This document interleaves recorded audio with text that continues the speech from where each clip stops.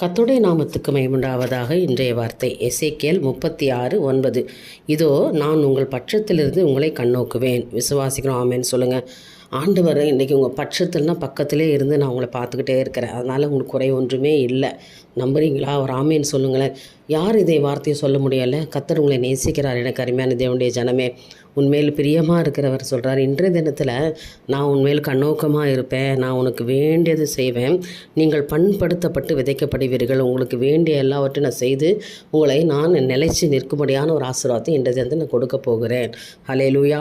நம்புங்க, கர்த்தரால் ஆகும் என்பதை குறித்து. ஏன்னா பட்சத்திலிருந்து உங்கள் கூடவே நான் இருப்பேன்.